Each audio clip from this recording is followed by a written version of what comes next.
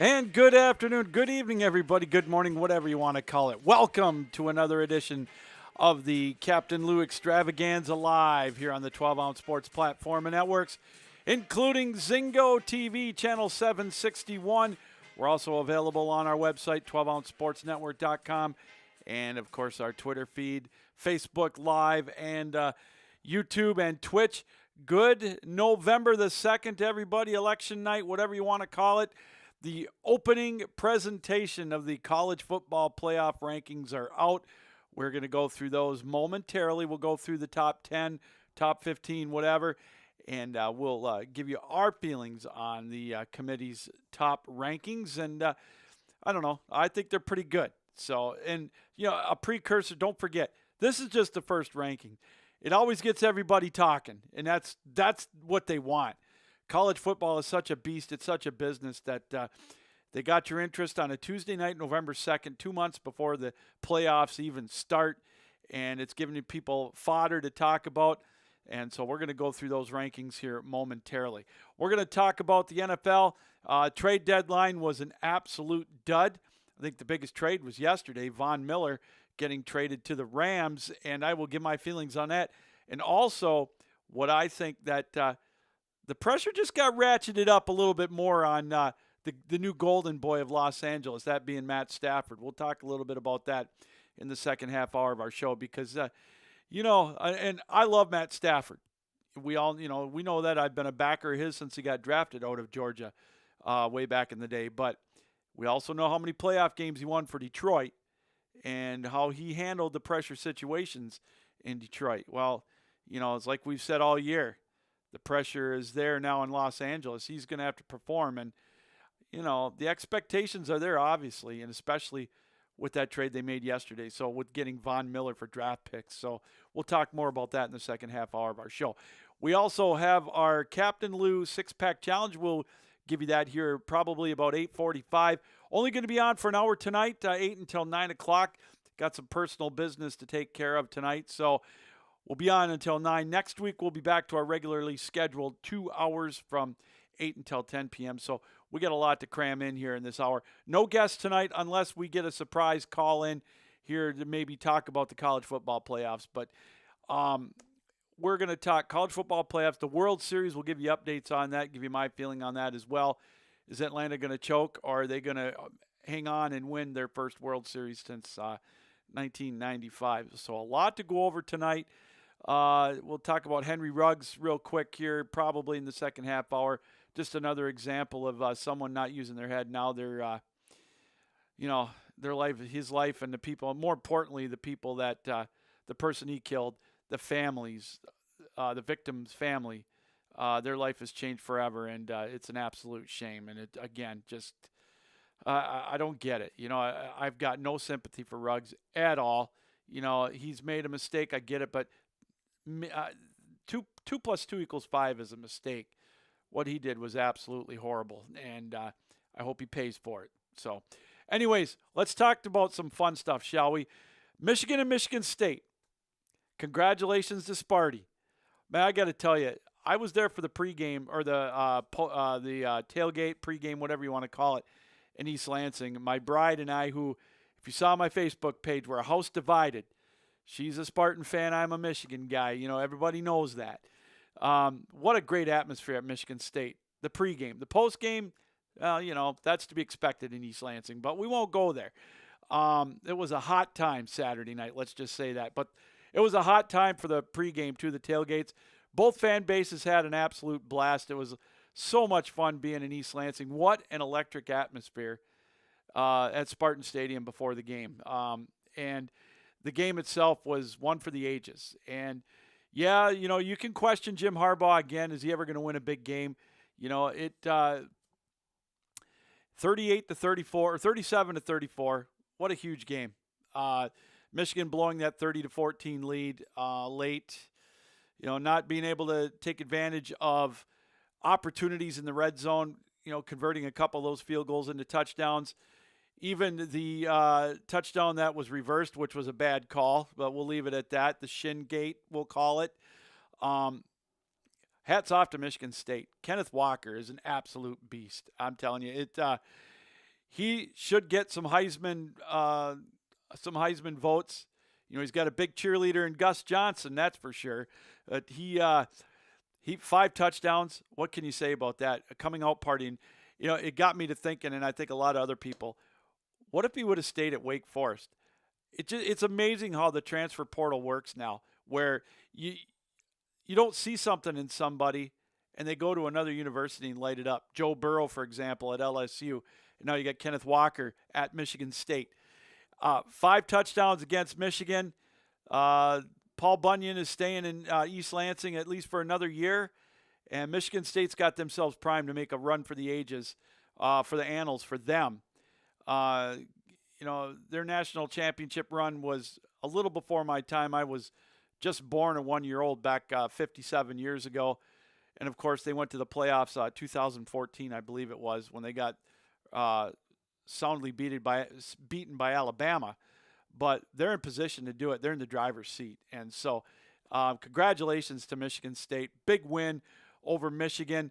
They made the plays when they had to. I'm a little worried about their pass defense. Michigan kind of tore them up a little bit on the pass. Don't let that last interception fool you. I mean, it was a great play by the freshman defensive back for Michigan State, but that was a desperate throw too. And, Cade McNamara had a great game for Michigan against Michigan State. The blocking was good for him. He had all day. And I thought Michigan's offense played real well, except obviously for the fumble. Again, they did not a couple of times, obviously did not convert in the red zone. But, give all the kudos to Michigan State. They deserve all the accolades they're getting. And, again, they're in the driver's seat. So what a great game. Penn State and Ohio State, about what I expected. I thought maybe Ohio State would beat them a little more soundly. I'm real interested to see how Penn State goes the rest of the year. They've got Michigan coming into town a week from Saturday. Then they finish up in East Lansing at Michigan State. And I think that plays right into the Spartans fans and right into their hands, rather, because Penn State's got nothing to play for towards the end of the year but pride. And one wonders if James Franklin's going to be checked out mentally by then, if he's going to be heading to USC or maybe LSU or whatever, if LSU doesn't roll out the Brinks truck for Mel Tucker. So Michigan State's in the catbird seat. They get by Ohio State, which I think Ohio State's beatable. I really do. If Michigan State plays the way they did against Michigan, I think if they can shore up a little bit against the pass, they could beat Ohio State. Now, it's down in the Horseshoe, which is a difficult place to play, but Michigan State, that doesn't seem to bother them in the past. Their history at down in the Horseshoe isn't as bad as, say, Michigan or anybody else. So I think they got a legitimate shot to go 12-0 and get into the championship game of the Big Ten against either Wisconsin or Minnesota. So it's going to be fun to watch. But that's what the playoff rankings and everything are all about. To me, a lot of fun to talk about. So without any further ado, let's get into the college football playoff, shall we? It was announced tonight, the playoff rankings. The first rankings. Now, remember, they're going to change every week. And sooner or later, these teams are going to, the cream's going to rise to the top. It always does. But it's good fodder for us. And as I posted on Facebook right before I came on, I think they got it right. I really do. So let's get to the, let's talk about the rankings, and let's just see what they look like. Georgia, number 1. Everybody knew that. I mean, that goes without saying. I think, what are they averaging? Giving up 14 points a game, outscoring their opponents by 28. I think they've already clinched the SEC East. So, I mean, their biggest problem is going to be not looking ahead to Alabama. And so I honestly think that was a good spot. I think it was a good call for them. So I truly believe that I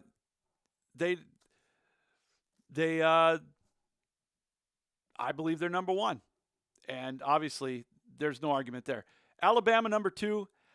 You can make a case for Michigan State being at number 2 or possibly even Oregon. But Alabama's Alabama. You know, they lost to Texas A&M, but they've looked good. And again, just remember, I think a lot of this has to do with positioning. What I mean by that is, let's say it all shakes out where Georgia and Alabama play each other. Alabama wins. They're not going to put Alabama and Georgia 1-4. You know, they could put Alabama 3, Michigan State 2. Who cares? They would play each other. I don't have an issue with Alabama being number 2. If you're going to sit there and tell me they're not one of the 2 or 3 top teams in the country, then I don't know what games you've been watching. I'm going to be totally honest with you. I've got Michigan State. I had Michigan State at number 4, but again, that's fine. Michigan State at 3, I could see why.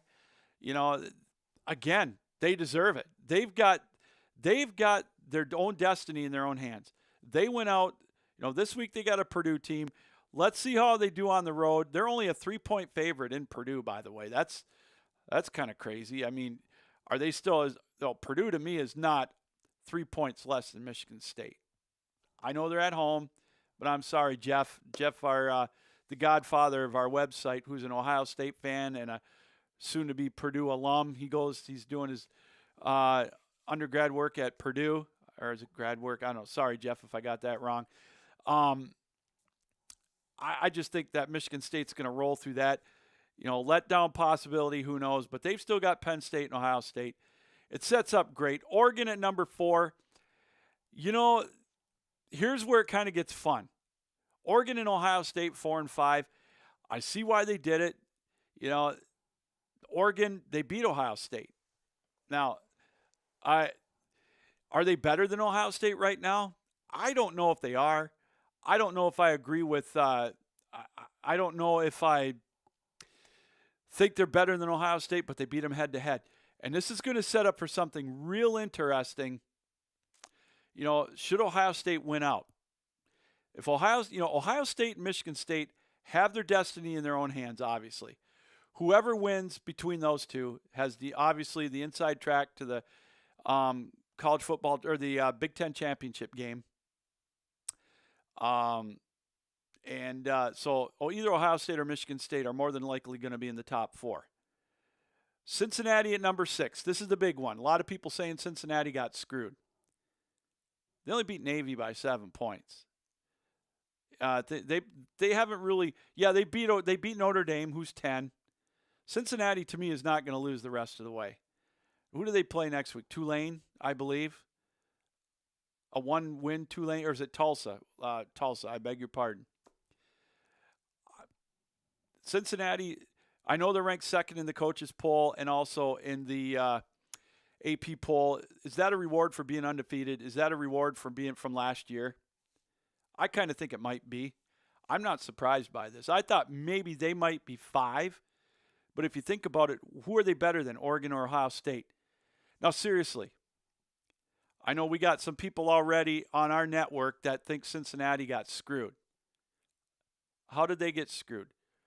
Are you going to sit there with a straight face and tell me they can beat Ohio State right now, or Alabama or Michigan State? Do you really think they can do that?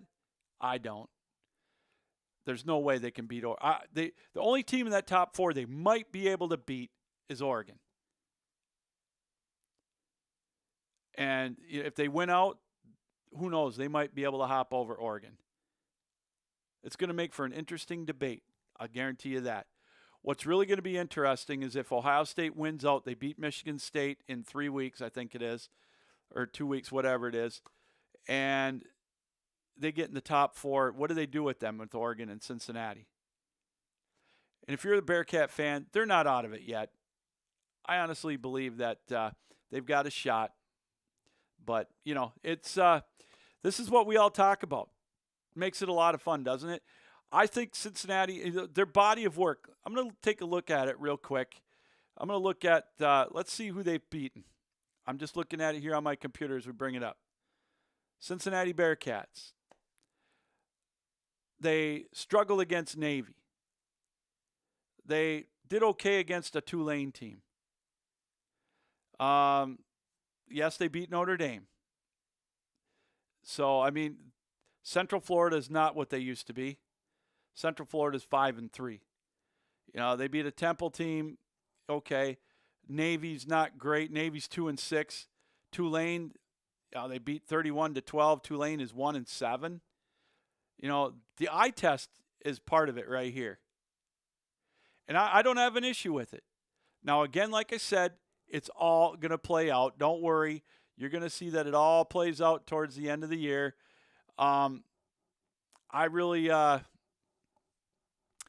don't know. I don't have an issue with any of this top 6. I don't have an issue with the top 10, to be perfectly honest with you.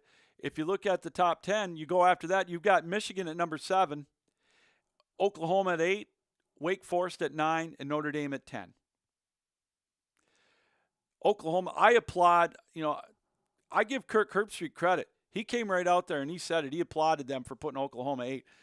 You could, a lot of folks are going to say, wait a minute, they're undefeated. They're in the Big 12, Power 5. They lucked out beating Kansas. They struggled with Tulane. Obviously they've got some big games left. They've got Bedlam left. They play Baylor in a couple of weeks.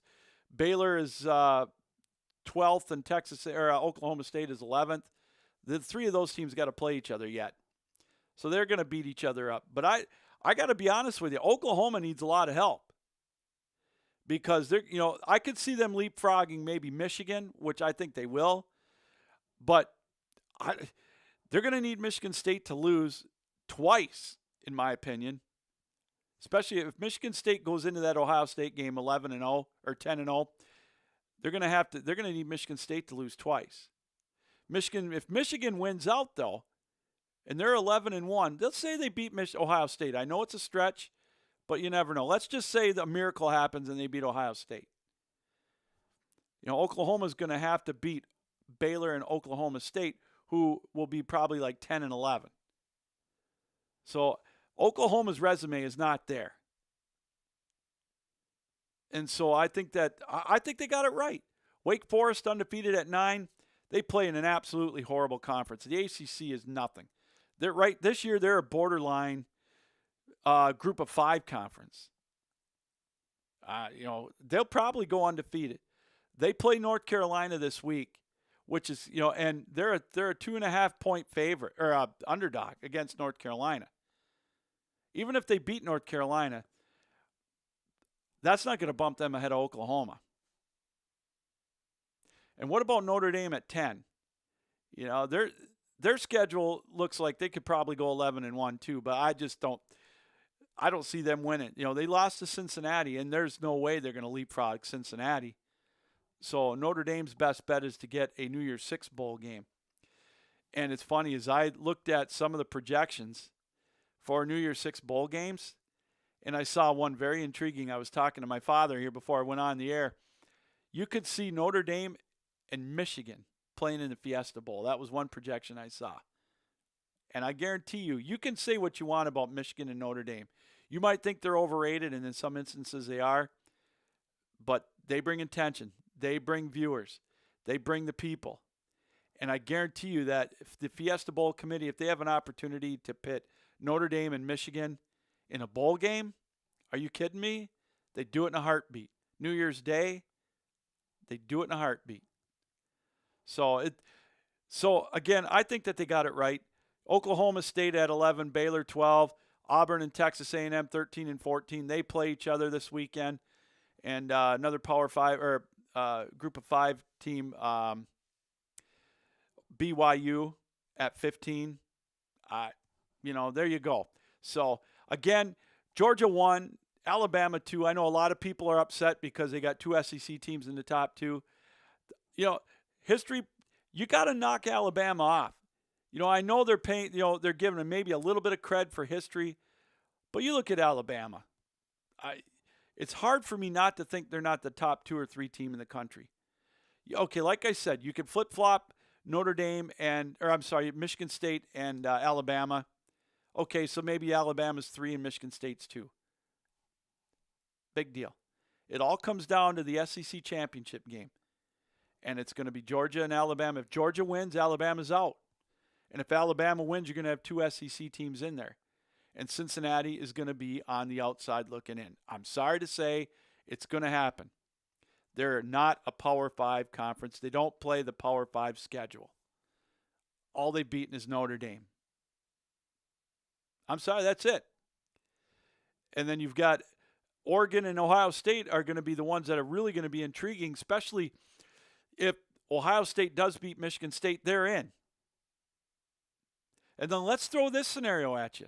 This is a long shot of long shots. Let's say that, let's make some fun with this real quick. Let's say Ohio State beats Michigan State. Okay? And they're 11-1, Michigan State's 11-1. They go in, and Ohio State goes into the Big Ten championship game. Because, Michigan State may be 2 or 3. Ohio State might be 5 again. How far would Michigan State fall? Wouldn't it be something? Oh, this would just drive everybody batshit crazy. Oops, sorry, I don't know if I was supposed to say that or not, but I did anyways. Let's have 2 SEC and 2 Big Ten teams in there. I know it wouldn't happen, but there's that scenario, man. It's crazy. But it's got us all talking, doesn't it? So there you go again. Georgia 1, Alabama 2, Michigan State 3, Oregon 4, Ohio State 5, Cincinnati 6. Everybody said Cincinnati's getting screwed. I know we got a couple of guys on our network saying that. I don't buy it. I think it's right. Those are the top 5 teams in the country. No doubt about it. You can jumble them anywhere you want. I just don't see Cincinnati as a top 5 team. With the body of work and the objectivity of it, I don't see it. You might think I'm crazy, and you know what? You're not the first. You wouldn't be the first person to call me crazy. But again, Cincinnati's going to have to win out to get in. And even if they do you really, again, like I said, do you really think they can beat Oregon or Alabama or Michigan State right now or Georgia? Do you really think they could beat one of those 4 teams head to head? I don't know, boy. I tell you what, again, I watched Michigan State this weekend against Michigan, and resiliency and, relentlessness, is that what they want to call it?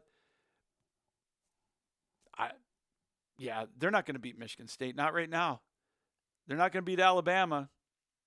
They're not going to beat Georgia. Possibly Ohio State and Oregon. Ohio State might be beatable, but Ohio State's starting to figure it out, and that's what scares me as a Michigan fan. When you got Jim Harbaugh trying to beat Ohio State, they're starting to figure it out.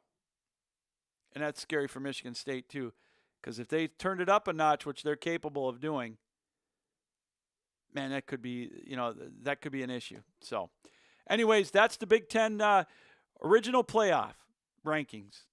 Week number 1. We got 5 weeks left of this, folks. So, you know what? Things could change, and I'm sure they will. And it's funny. This week's games, there really isn't. It's kind of a dud weekend for college football.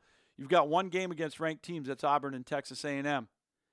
That we could be ripe for the pickings as far as the possibility of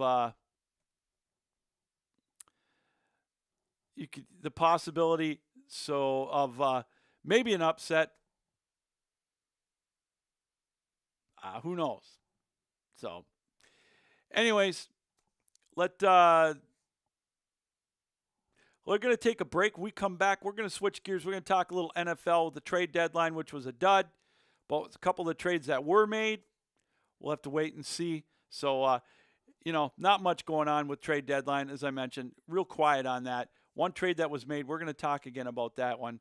It involves the Los Angeles Rams and indirectly involves Matt Stafford. So we're going to talk about that right after these messages. You are watching the Captain Lou Extravaganza live here on the 12-Ounce Sports Platform and Networks and Zingo TV, Channel 761.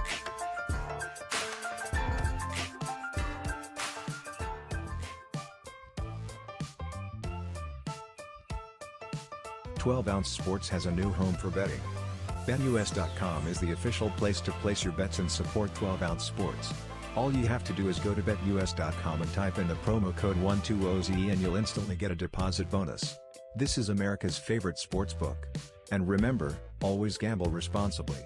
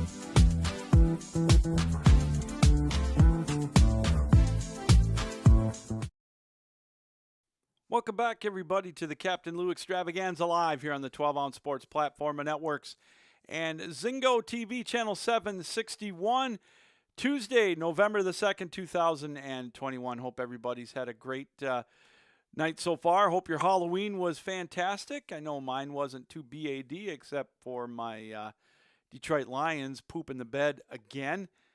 They may not win another game. They might not win a game. Maybe Thanksgiving against the Bears. That's the only one I'm looking at because the Bears don't scare me.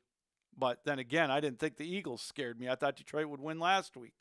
But, man, they are hitting rock bottom. And I lived through that debacle in 2008. I've lived through the 1979 debacle, whatever debacle Detroit has had. And I got to tell you, this guy is starting to make Marty Morningweg look like a damn Einstein. Now, he's still got time to turn it around, but wow. They made Philadelphia look like the 85 Bears. How can you be down 38-0 to the Philadelphia Eagles?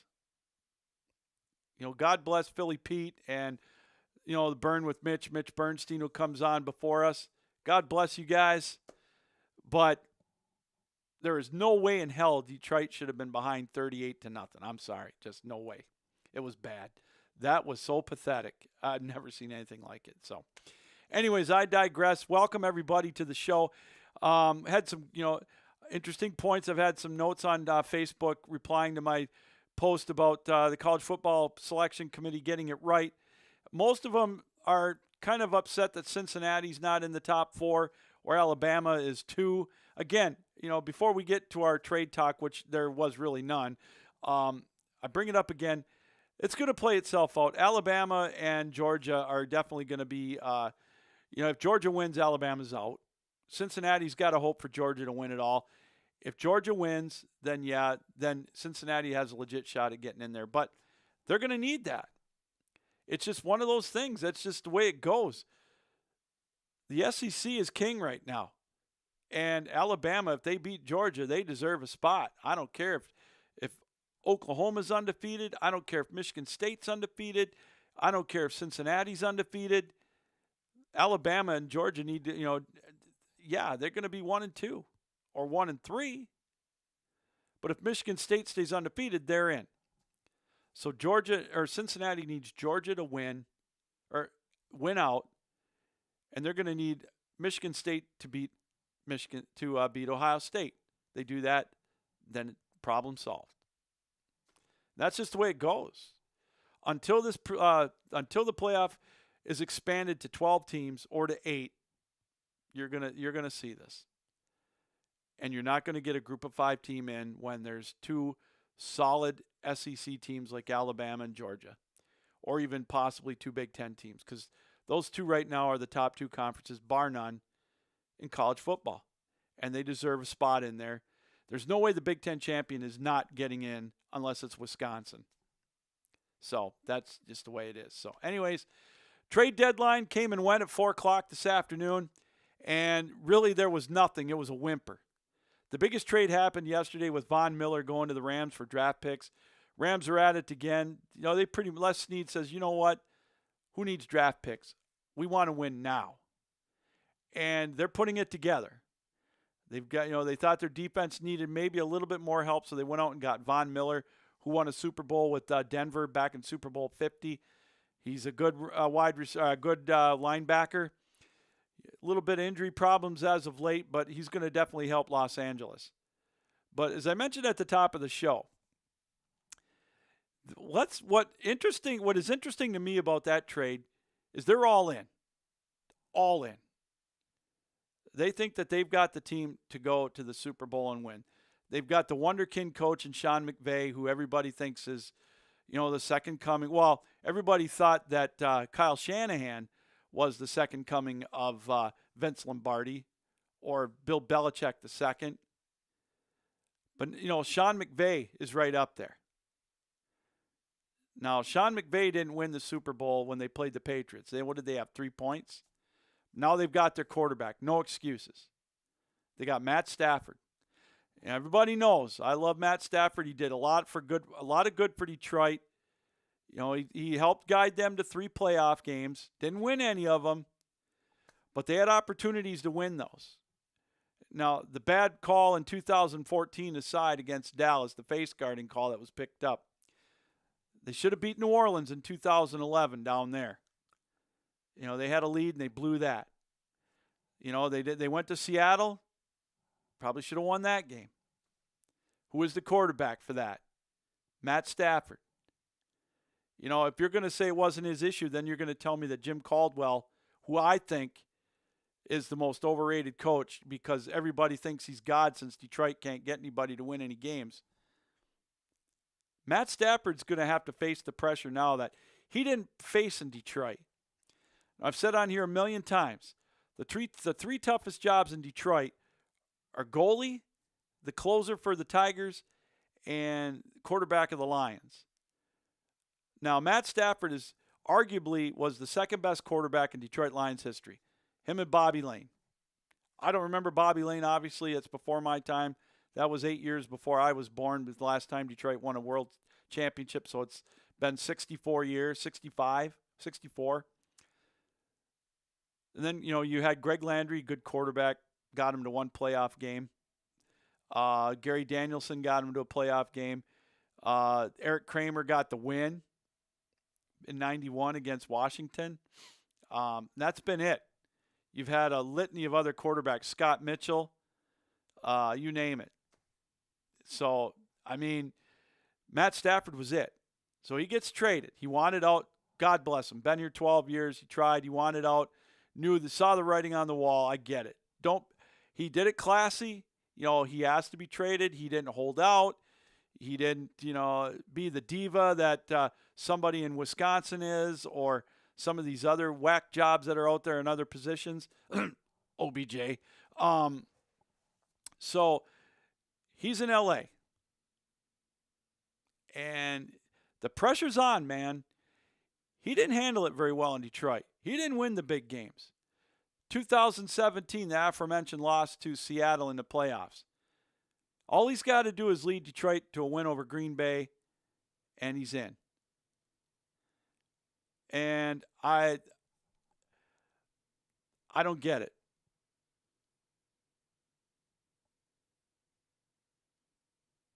I think the pressure is really going to be on. Again, can he handle it? Can he handle the pressure? That's my biggest question. There's going to be a lot of it on him now. The deck is stacked in their favor.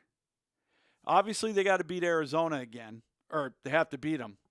They lost to them the first time. So let's see Los Angeles gets in at 12-5. as a wild card. Matt Stafford's going to have to go on the road in a playoff atmosphere. The guy's never won a playoff game. All of his playoff games have been on the road and he's lost. New Orleans, Dallas, Seattle. Let's say that they're the, 5th seed. They would have to play the 4th seed, which would probably be, let's take a look, let's think real quick on that. That would probably be, could be Arizona. Green Bay, I think, is going to probably be a 1 or a 2 seed. Dallas is going to be a 1 or a 2 seed the way they're playing, as much as that pains me to say. Could be Tampa Bay. Could be a rematch in Tampa. So I'm just saying, Matt Stafford's got a lot of pressure on him. It got ratcheted up. Now, he's got a little more talent than he had in Detroit. There's no doubt about it. But everybody thinks he didn't have talent in 2014. He had Calvin Johnson, remember. He had a good set of wide receivers.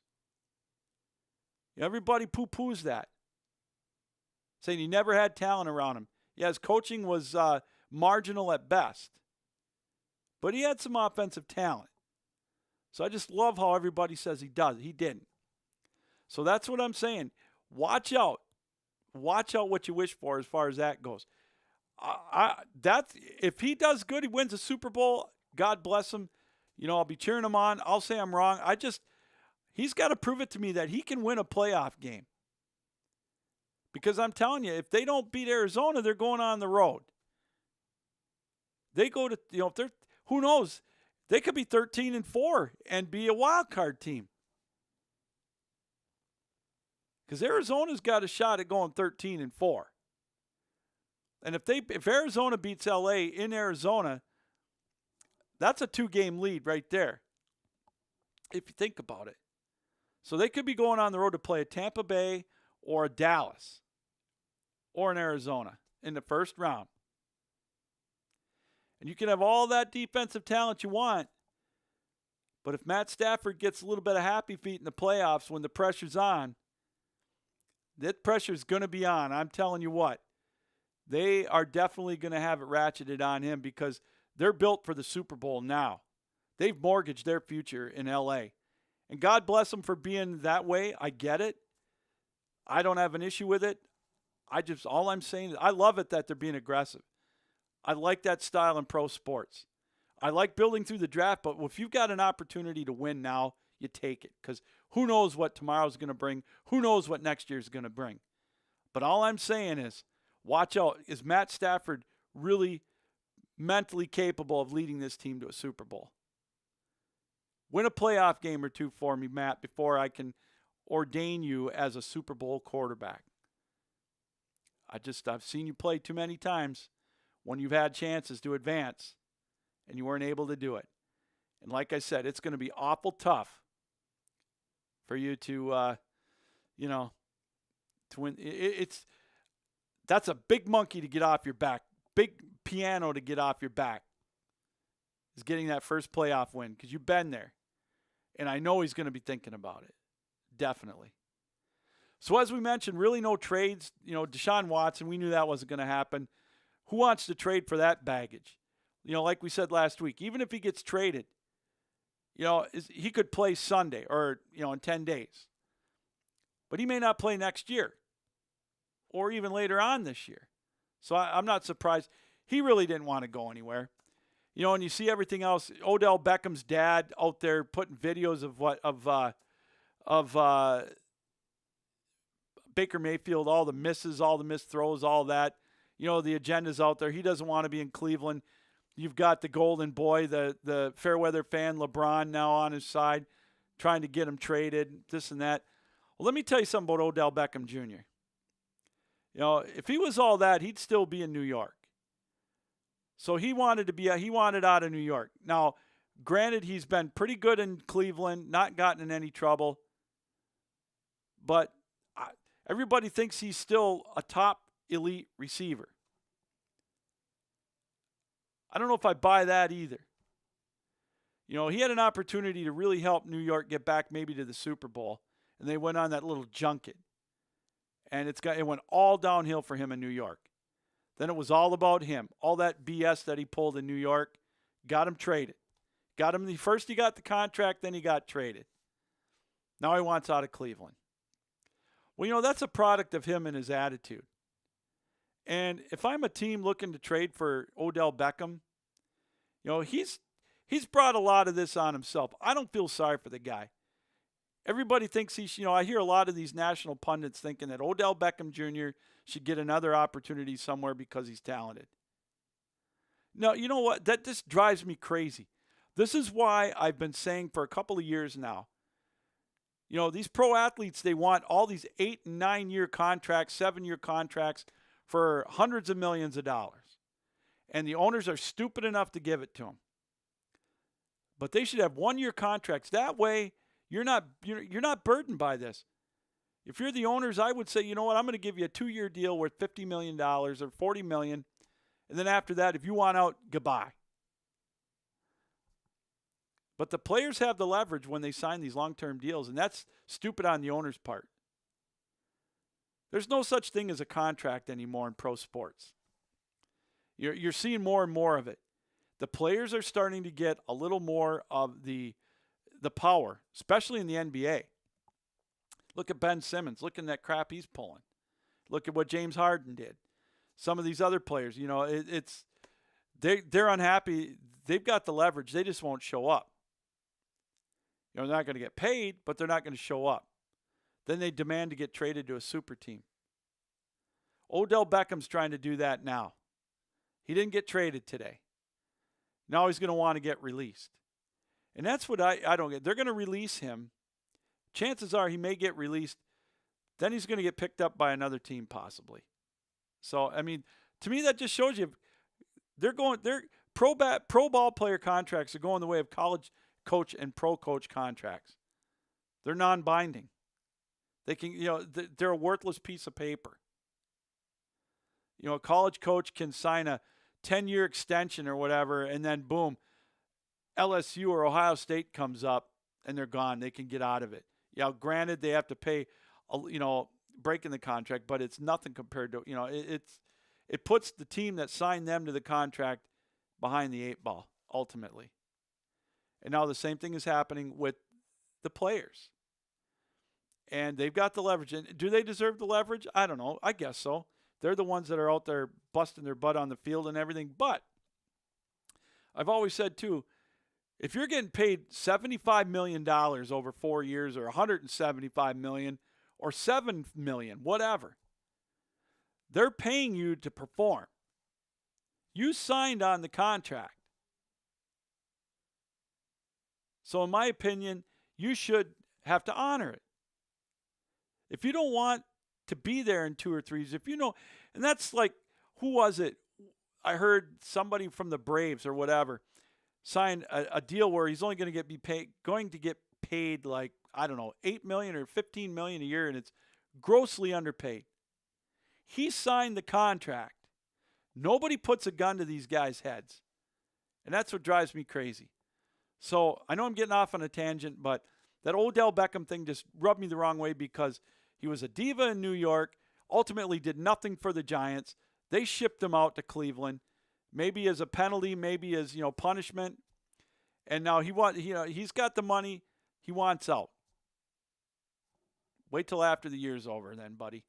Take your money. You're getting paid handsomely to honor that contract. And again, I say if these athletes, they sign these 5-year deals, then in 2 years they want to negotiate because they didn't sign for enough money. That's too bad. You're not smart enough to hold out and sign for 2 years. Yeah, I know security, you're one play away from a career-ending injury. That's the chance you take. I don't know. Maybe I'm going off on a tangent, but that just got my blood boiling with this trade deadline stuff and whatever. Before we go to break, we still have the Captain Lou 6-Pack Challenge. Henry Ruggs, Las Vegas, his career is over. His life is over as he know it. He's going to prison. He killed somebody in a drunk driving accident, well, allegedly, but he's being charged with DUI, causing death. He's looking at 15 to 20 years. And you know what? It amazes me what social media has gone to.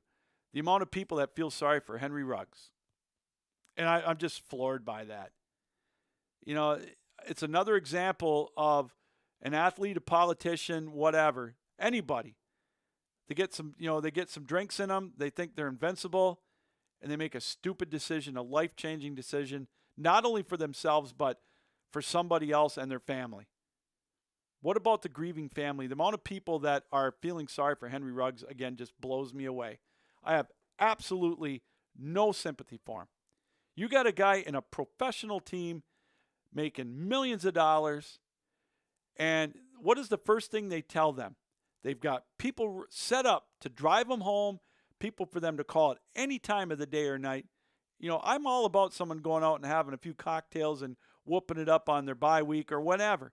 He's old enough, if he wants to go out and drink during the week, that's fine.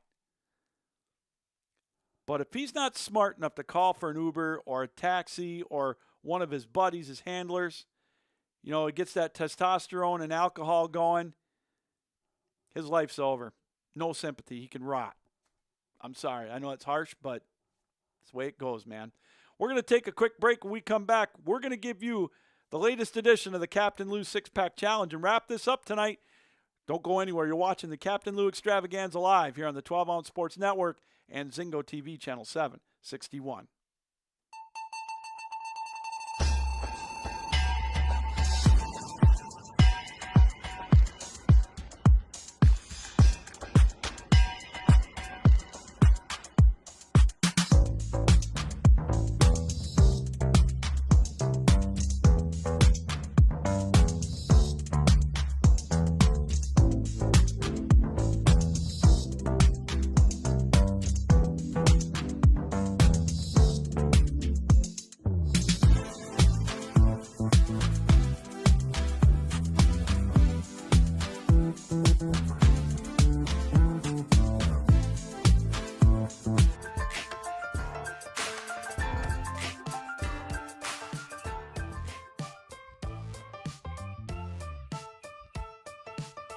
Ounce Sports has a new home for betting.